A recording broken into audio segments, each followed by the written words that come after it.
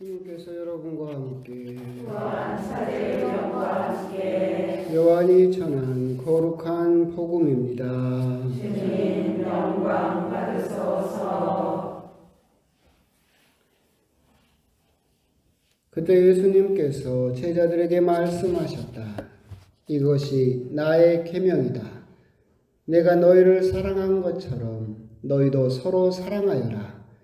친구들을 위하여 목숨을 내놓는 것보다 더 큰 사랑은 없다.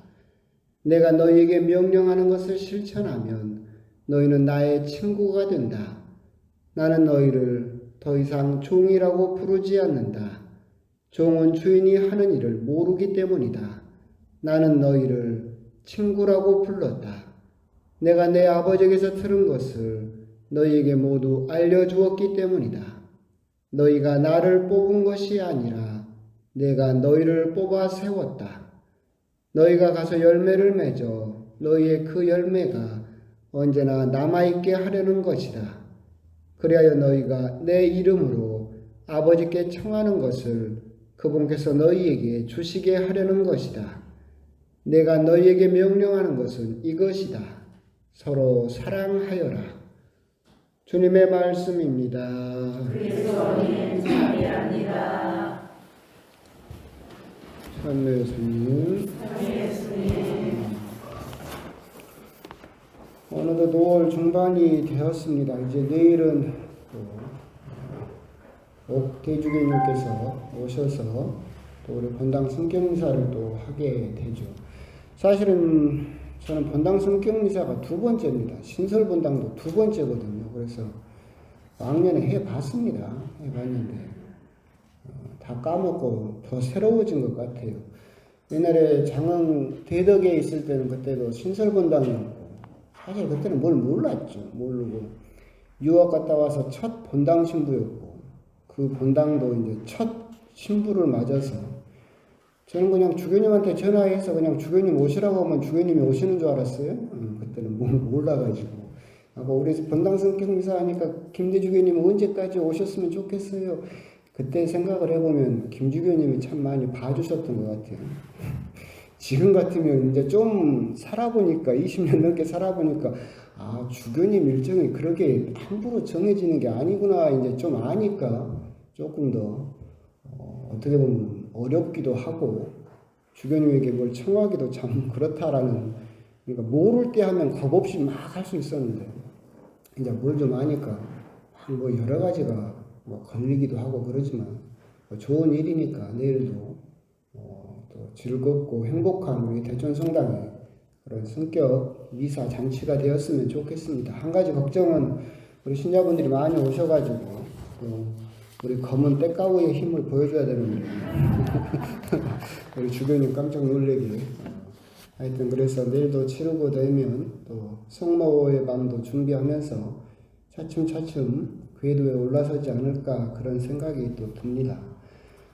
사제 연수 관계로 지난 화요일에 미사를 못했고 어떻게 보면 일주일에 평일 미사가 2번밖에 없는데 오늘 이제 하게 되는데 참 어떻게 생각하니까 어쩐지 오랜만에 한다라는 그런 생각도 들고 그런 생각이 드는데 잘 됐다라는 생각도 듭니다. 잘 됐다. 왜 그러느냐면 심리학에서 이렇게 그 보상할 때 뭔가를 세뇌하거나 어떤 행동을 강화할 때 어떤 방법이 가장 좋냐면 불규칙한 게 가장 좋습니다. 그러니까 실험을 할 때 그 쥐에게 실험을 해요. 그래서 앞에 빨간 단추가 있어요. 첫 번째 우리는 빨간 단추를 누를 때마다 먹이가 그냥 나와요. 두 번째 우리는 똑같이 생겼는데 빨간 단추를 아무리 눌러도 먹이가 안 나와요. 세 번째 단추는 지 마음대로 나와요. 누를 때 나올 때도 있고 안 눌러도 나올 때도 있고 했어요. 실험을 했는데 첫 번째 쥐는 어쩌겠어요? 자기가 배고프면 가서 누르면 나오죠. 그러니까 배고프면 가서 먹고 지 마음대로 돌아다녀요. 두 번째 쥐는 어차피 눌러도 안 나와요. 관심이 없어요. 팽개치고 딴 데 가버려요. 세 번째 쥐는 어쩔 것 같아요? 거기서 떠나지는 못하는 거예요. 왜? 언제 나올지 모르니까. 이게 보통 말하는 보상의 강화 방법이에요. 보상을 줄 때는 정당하게 꼬박꼬박 주면 이 사람은 고마운 걸 몰라요. 이거 의뢰 주는 거. 그런데 이 보상을 불규칙적으로 자기가 예상하지 못하는 범위를 뛰어넘는 보상을 주면 충성도가 확 올라가. 그러게 되면 그 사람이 훨씬 더 충성도가 높아지면서 세뇌가 강화하게 되죠. 그런 의미에서 미사도 띄엄띄엄 언제 하는지 모르게 그냥 갑자기 문자로 번개로 할까요? 강론도 그럴까? 하여튼 그런데 교구 행사로 빠지긴 했지만 그래도 어쩌다 정말 귀하게 있는 미사가 한번 빠지니까 우리 신자 여러분들도 좀 귀하게 여기고 저도 그렇게 미사를 귀하게 또 여겼으면 좋겠다라는 개인적인 생각도 듭니다. 오늘 복음은 어떻게 보면 사실은 굉장히 여러분도 잘 아는 서로 사랑하여라 라는 말씀이지만 굉장히 중요한 말씀이죠. 우리가 곰곰이 생각을 해보면 우리 신앙의 출발점이 어디인가, 우리 신앙의 시작점이 어디냐라고 물어보면 여러분들은 여러분 신앙의 출발점, 나는 왜 하나님을 믿기 시작했느냐라고 생각을 해보면 뭘 것 같아요? 하나님 나라? 마음의 평화? 마음의 안정? 오늘 복음이 여러분 신앙의 출발점을 가르쳐주고 있습니다. 사랑하여라. 우리가 왜 하나님을 믿고 하나님에 대한 신앙을 가지게 되었느냐? 우리는 왜 그 출발선에서 이 신앙이라는 여정을 시작하게 되었느냐라고 한다면 하나님이 우리를 너무나 사랑하셨기 때문에 그렇다. 우리가 먼저 사랑한 것이 아니라 하나님이 먼저 우리를 너무나 사랑하셔서 우리를 구원하기 위해서 하나뿐인 아들을 십자가에 못 박아 죽이면서까지도 우리들을 구원하려고 하셨고 영원한 생명을 주시려고 하셨어요. 이 모든 구원의 여정, 예수님의 그 모든 그 십자가부터 시작한 그 구원의 여정은 무엇 때문에 시작한 거예요?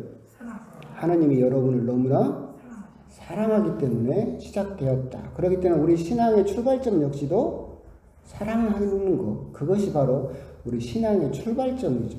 눈에 보이는 교회나 신앙의 출발점은 예수님께서 12사도를 불러 모으는 순간일 수도 있고 아니면 성령께서 내려오심으로써 교회가 눈에 보이게 자리를 잡는 것으로서 그렇게 생각할 수도 있겠지만 우리 신앙의 출발점은 하느님께서 나를 너무나 사랑하시는구나라는 것을 우리가 깨달을 수 있을 때 우리 신앙의 본격적인 출발이 시작된다. 그렇기 때문에 우리들이 이제 이 부분은 한에서 내가 신앙을 시작하면서 나는 왜 하나님을 믿는가라고 생각을 했을 때 물론 저차원적으로 돈 많이 벌게 해주세요, 출세하게 해주세요, 그런 건 신앙이라고도 부를 수 없고 그건 그냥 무속이죠.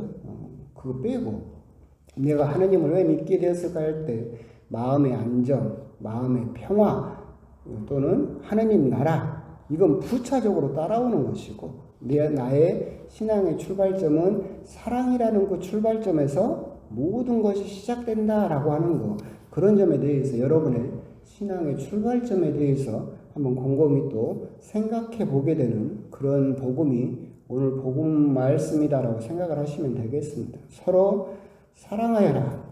내가 너희들을 사랑한 것처럼 하느님이 너희들을 사랑한 것처럼 너희도 서로 사랑하여라 라고 하시는 것이 예수님께서 우리들에게 주신 계명이죠. 근데 문제가 항상 있는 게 뭐냐면 사랑이 뭔지 알아요? 우리들은 사랑이라는 단어를 너무나 자주 말하긴 하죠. 근데 사랑은 잘 몰라요. 옛날에도 말씀드렸듯이 여러분들이 백화점 들어가면 주머니 꾸벅 인사하면서 뭐라고 해요? 고객님 사랑합니다. 개뿔 나를 언제 봤다고 사랑해. 내 신용카드를 사랑하는 거지 나를 사랑하잖아. 근데 사랑이 너무나 흔하게 이야기가 되고 있을 정도로 우리들은 사랑에 대해서 잘 몰라요. 그렇게 말하는 신부님 당신은 사랑이 뭔지 알아요? 몰라요 나도. 아마 죽을 때까지 모를 거예요. 근데 우리들이 생각은 해볼 수 있다라고 그랬죠. 사랑이 뭘까 생각을 했을 때 여러 가지 감정적인 거라든가 여러 가지 이유를 이야기할 수도 있겠지만 한 가지 사랑이란 말이 어디서 나왔냐면 살에서 나왔다겠죠. 살에서 사랑이란 말이 나왔어요. 그래서 사랑은 쉽게 말하면 그 사람을 살아있게 하면 그게 사랑이에요. 저번 주일에 말씀드렸었잖아요. 살아있는 존재의 특징, 가장 큰 특징이 뭐라고 했어요? 불가예측성이에요. 예측할 수가 없어요. 그런데 나는 너를 사랑해. 근데 너는 내 말대로 해. 나는 너를 너무나 사랑하니까 너는 내가 시키는 대로 해. 딴 거 하지 말고 조용히 가만히 있어. 이러면 이게 사랑이에요? 아니라는 거죠. 사랑은 그 사람을 꽃피우고 살아있게 하는 게 사랑이죠. 하나님께서 우리들을 사랑하신다라고 하시는 것도 그 뜻이죠. 하나님은 우리들에게 어떤 수백 가지 계명을 줘서 억압하고 너는 내가 시키는 대로 해라고 하시는 것이 아니에요. 그렇게 가르치는 사람들이 있지만 그건 절대 그렇지 않아요. 하나님은 우리들을 살아있게 하는 거예요. 수많은 계명을 줘서 우리들을 압박하려고 하는 것이 아니라 너희들의 삶이 꽃피우고 살아있도록. 그렇기 때문에 에덴 동산에서 아담과 하와를 이렇게 살게 하셨지만 아담과 하와가 죄를 지을 수 있었던 이유가 뭐예요? 자유의지를 가지고 있으니까. 지 마음대로 할 수 있었어요. 하나님이 그 사람들이 살아있는 것을 원하지 않았으면 기계를 만들었겠죠. 내가 시키는 대로 하고 말 잘 듣고 내 뜻을 거스르지 않는. 근데 그 사람을 너무나 사랑하기 때문에 살아있게 했어요. 그렇기 때문에 살아있는 존재는 아까 말한 대로 불가예측성을 가지고 있고 하느님도 예측하지 못하게 죄를 지어버리는 결과를 가져온 것도 우리가 결국 하느님 안에서 살아있기 때문에 그렇다. 그렇기 때문에 우리도 역시도 하느님에 대해서도 하느님께서 우리들에게 어떤 계명을 주셔서 우리들에게 수많은 너 뭔 죄 짓는가 내가 보자 한번 너 이거 어기기만 해봐. 그렇게 보시는 하느님이 결코 아니다. 그런 생각을 좀 벗어나야 된다. 그러려고 했으면 예수님이 오실 필요가 없었죠. 그러잖아요. 계명은 수백 가지가 이미 있었고 하나님은 그 계명에 따라서 너 지옥 이렇게 해버렸으면 끝났을 거예요. 근데 예수님께서 이 세상에 내려오셔서 십자가를 지시고 당신의 목숨을 바치신 이유가 뭐예요? 그 계명의 문제가 아니라는 거죠. 너를 살리기 위해서 당신이 직접 오신 것이다. 그런 부분에 대해서 첫 번째로 결국은 사랑이다 말할 수 있으려면 적어도 사랑이 뭐냐라고 물어보면 잘 모르지만 살아있게 하는 것, 그것이 바로 사랑이다. 그렇기 때문에 내가 누군가를 사랑합니다 라고 할 때 나는 과연 그 대상을 살아있게 만드느냐 아니면 살맛 안 나게 만드느냐, 이것이 우리들의 사랑을 가늠하게 될 것이다 라고 하는 거겠죠. 두 번째로 우리가 생각해 봐야 될 것은 사랑은 대충 그런다라고 한다면 너희도 서로 사랑하여라 라고 하는 부분도 묵상할 필요가 있습니다. 예수님께서는 우리들에게 너희들은 전부 사랑해라, 너희들은 세상의 모든 것을 다 사랑해라 라고 하셨어요? 뭐라고 하신 거예요? 서로 사랑해라 라고 하셨어요. 우리들은 신앙을 가지면서 착각을 하는 것이 있어요. 신자면 모든 것을 다 용서하고 모든 것을 다 이해하고 누구든지 다 사랑해야 된다. 예수님은 그런 말씀하신 적 없었어요. 뭐라고 했어요? 서로 사랑해라. 이 말은 무슨 말이에요? 네가 사랑해야 될 사람을 사랑해라. 엉뚱한 사람 사랑하려고 하지 말고 이명웅이 사랑하려고 하지 말고 응? 이쪽 안 보고 있어요, 나는. 그러니까 여러분들이 신부가 강론한테 대들지 마. 여러분들이 당연히 사랑해야 될 사람을 사랑하라는 거죠. 그럼 여러분들이 TV에 나오는 연예인이나 BTS나 스타를 막 사랑합니다. 그게 아니라 여러분들이 당연히 응당 사랑해야 될 사람이 누구예요? 어? 하느님이죠. 또 그죠? 가족. 여러분들을 사랑하는 사람. 우리 옆에 있는 사람들. 이웃. 두 번째가 또 누굴까? 이웃 안에가 내 가족도 들어가고 옆에 있는 사람도 다 들어가잖아. 이웃 있고 또 원수.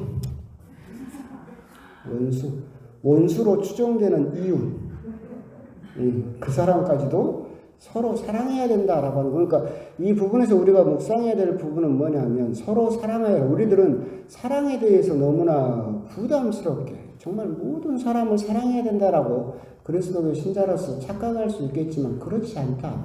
당연 네가 사랑해야 될 사람을 당연 사랑해야 된다. 그 사람을 사랑하지 않으면서 다른 네가 사랑할 필요가 없는 사람까지도 사랑을 하려고 하면서 네가 당연히 사랑해야 될 사람을 사랑하지 못한다면 이 계명하고는 아무 상관이 없게 되는 것이다. 결국 이 부분에서 우리가 생각해야 될 부분은 내가 응당 사랑해야 될 사람을 나는 사랑하고 있는가? 아니면 자칫 다른 엉뚱한 것을 사랑하면서 내가 응당 사랑해야 될 사람은 버려버리고 있는 것은 아닌가? 그런 부분에 대해서 곰곰이 묵상을 하실 필요가 있겠죠. 그러면서 오늘 복음에서 이제 사실은 우리의 신앙의 출발점이고 서로 사랑하여라라고 하는 것은 굉장히 중요한 부분인데 이 사랑에 대해서 제가 항상 사랑 이야기가 나오면 드리는 말씀이 있었었죠. 사랑이라고 하는 것은 살에서 나온 말이고 내 대상을 살아있게 하는 것이 사랑이다 라고 했을 때 그렇다라고 해도 사랑을 온전히 잘 이해하지 못하겠다. 근데 이 사랑에는 그렇기 때문에 세 가지가 응당 있어야만 그것을 사랑이다 라고 부른다고 그랬죠. 첫 번째가 뭐냐면 관심이에요. 두 번째는 책임이에요. 세 번째는 존중이에요. 이건 제 이야기는 아니고 에릭 프롬 말입니다. 이 세 가지가 딱 서 있어야만 여러분들이 느끼는 그 감정이 사랑이라는 거예요. 그렇기 때문에 하나님께서는 사랑이십니다라는 말씀이 성립하는 거예요. 첫 번째 관심. 사랑이라고 하면서 관심이 없으면 일단 사랑이 아니겠죠. 그 사람이 뭘 좋아하는지 뭘 싫어하는지 관심을 가져야 그게 사랑인 거예요. 하나님은 우리들에게 얼마나 관심이 있느냐면 너희의 머리카락 개수까지 하나님은 다 세워두셨다라고 하셨어요. 나도 내 머리카락이 몇 개인지 몰라요. 근데 하나님은 얼마나 우리들에게 관심이 있으면 네 머리카락 개수까지 다 세워두셨다라고 하셨어요. 두 번째 사랑이려고 한다면 책임이 있어야 돼요. 책임은 뭐냐면 뭐 나쁜 짓 하고 책임지겠다 그런 것이 아니라 좋은 일이 있어도 싫은 일이 있어도 그 사람과 함께 있는 것. 그것이 책임이에요. 돈 많고 잘 나가고 막 세상에서 떵떵거릴 때는 좋아서 옆에 붙어 있다가 그 사람이 그걸 잃어버리면 버리고 떠나버린다. 사랑이라고 부르지 않겠죠. 그런 것들. 즉 그 사람에게 좋은 일이 있으나 싫은 일이 있으나 항상 그 사람과 함께 있으려고 하는 것. 그것이 책임이다. 하나님도 우리들에게 얼마나 책임이 있느냐라고 한다면 세상 끝날까지 내가 너희와 함께 있겠다. 나는 임마누엘 하느님이다 라고 하실 정도로 네가 기쁜 일이 있건 슬픈 일이 있건 세상 끝날까지 네가 죽을 때까지도 아니고 세상 끝날까지 내가 너와 함께 있겠다 라고 약속을 하신 거죠. 세 번째 사랑이라고 부르려면 존중이 있어야 돼요. 아까 말씀드린 대로 네가 뭘 알아 시끄러 조용히 이렇게 상대방의 생각이나 의견이나 견해를 존중하지 않고 그 사람의 삶을 존중하지 않으면 그걸 사랑이라고 부를 수 없겠죠. 세 번째는 존중이 있어야 돼요. 하나님은 얼마나 우리의 뜻을 존중하느냐면 여러분들이 알고 있는 뭐 신이라고 부를 수 있는 신화라든가 전설 중에 나오는 신들 중에서 사람 때문에 자기 뜻을 바꾸는 신은 하나님밖에 없어요. 아브라함이 길을 가다가 그 하나님하고 소돔과 고모라를 멸망시키러 가잖아요. 근데 하나님은 결정을 했어요. 소돔과 고모라를 멸망시켜야 되겠다. 아브라함이 딱 꼬시죠. 하나님 착한 사람이 50명 있어도 하실래요? 알았다 안 할란다. 45명? 40명? 30명? 20명? 이러면 계속 아브라함은 뭐래요? 딜을 넣어요. 하나님 이러면 그때마다 하나님 어떻게 해요? 당신 뜻을 바꿔요. 계속 그래 네 뜻대로 네 말대로 해주겠다. 세상 천지에 그런 하나님이 어디 있어요? 없어요. 근데 하나님은 우리들을 너무나 사랑해서 네 뜻이 그렇다라고 한다면 네 뜻을 존중해 주겠다. 예수님은 유다가 배신할 걸 알고 있었어요? 없었어요? 알고 있었어요. 유다가 배신하기로 마음을 정했을 때 예수님이 뭐라고 하셨어요? 네가 할 일을 해라. 밖은 어둠이지만 네가 정녕 나를 배신하기로 마음 먹었으면 그래도 해라. 네 뜻이 그렇다라고 한다면 어느 정도예요? 네가 나를 배신해서 나를 죽일 거라는 걸 알지만 네 뜻이 그러면 해라. 이게 존중이죠. 우리들 같으면 그 꼴을 보겠어요? 멱살을 잡아서 벽에다 묶어놔야지. 근데 예수님은 그 정도 우리 뜻을 존중하는. 그렇기 때문에 하느님은 사랑이시다라고 하는 것이 성립하는 거예요. 우리들에게 너무나 관심이 많고 좋은 일이 있든 싫은 일이든 끝까지 우리와 함께하고 계시고 우리의 뜻을 언제든지 당신 뜻을 바꾸면서까지도 존중해주는 분이시기 때문에 하느님은 사랑이시다. 하느님은 그렇게 우리들을 사랑하신다. 그렇기 때문에 우리 역시도 서로 사랑해야 된다. 네가 응당 사랑해야 될 사람을 어떻게 사랑해라? 관심을 가져라. 책임을 가져라. 그리고 존중해라. 자, 한번 마음에 이제 탁 손을 얹고 조금 찔려봐야죠. 나는 내 남편에게 관심이 있어요? 누가 이해했어? 진짜로? 신문 10답 해보려니까. 두 번째, 나는 내 남편과 나 또는 내 부인에게 책임을 다하고 있어요? 뭐 이렇게 떳떳하게 대답 들어갖고 진짜인지 가짜인지 모르고 그러니까 살겠죠? 그러니까 안 버리고 지금까지 살겠지? 두 번째는 인정. 세 번째, 여러분들은 부인과 남편의 뜻을 존중하고 있어요? 이게 제일 문제인데 사실 존중하기가 정말 어려워요. 이렇게 함께 살게 되면 존중을 잃어버릴 때가 너무나 많죠. 왜 잃어버릴까? 안다고 생각하니까. 옛날에 한번 말씀드렸죠. 신앙생활에서 가장 위험한 게 뭐냐면 익숙하다예요. 익숙하다라고 생각을 해버리는 순간 여러분 신앙은 죽어버려요. 하느님도 익숙하고 미사도 익숙하고 성경은 들어봤고 신부님 강론도 들어본 거야. 새로운 게 하나도 없어. 나 다 아는 거야. 해버리는 순간 신앙은 죽어버려요. 똑같이 여러분 남편과 부인도 여러분들은 이제 어떻게 생각하는 거예요? 익숙하지. 그놈이지. 맨날 다 알아. 내가 손바닥, 부처님 손바닥 안에 있는 손오공처럼 네가 뭘 할지 내가 다 알아. 너무나 익숙해. 해버리는 순간 존중을 해요, 안 해요? 안 하게 돼버려요. 내가 다 아는데 뭐. 네 생각은 내가 뻔히 다 들여다보는데 네가 하는 의견이나 생각이나 그걸 내가 존중할 이유가 없겠죠. 그런 부분에 대해서 우리가 이제 사실은 사랑에 대해서 이야기할 때 대부분 관심과 책임은 잘 넘어가요. 근데 세 번째 존중에서 걸려 넘어지는 게 너무나 많다. 근데 우리가 항상 그럴 때마다 하느님은 얼마나 나를 사랑하셔서 내 뜻을 존중해 주시는가. 아브라함에게도 그렇게 뜻을 바꿨고 예수님은 심지어 나를 죽이러 나가겠다는 그 제자에게도 네 뜻대로 해라 라고 그 뜻을 존중하시는 그 모습을 보면서 하나님이 그렇게 나를 사랑하신다. 그러면 나도 내 옆 사람에게 서로 사랑해야 될 그 사람에게 어떻게 해줘야 된다? 존중해 줘야 된다. 존중해 줄 수 있어야 된다. 물론 지금은 막 그런 마음이 들지만 미사 끝나고 가서 딱 그 화상을 보면 한 3분 만에 사라져버릴 결심일 수도 있겠지만 기도 때마다 다시 뭐 해라? 되살려라.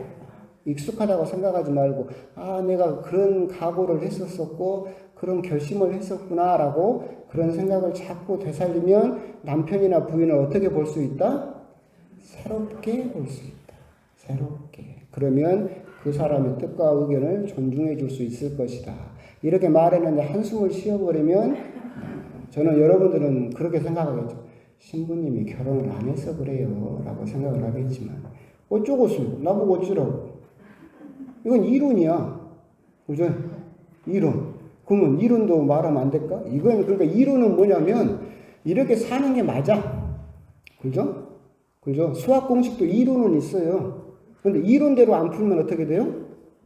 틀려. 나는 이론을 말해주는 거지. 꼭 살아야만 되는 건 아니고. 그래서 그런 부분 오늘 복음 사실은 정말 중요한 복음이고 예수님 말씀이 완전히 농축되어 있는 엑기스이고 서로 사랑하여라 라고 하는 그 부분에 대해서 한번 곰곰이 또 묵상을 해 보셨으면 좋겠습니다. 아멘.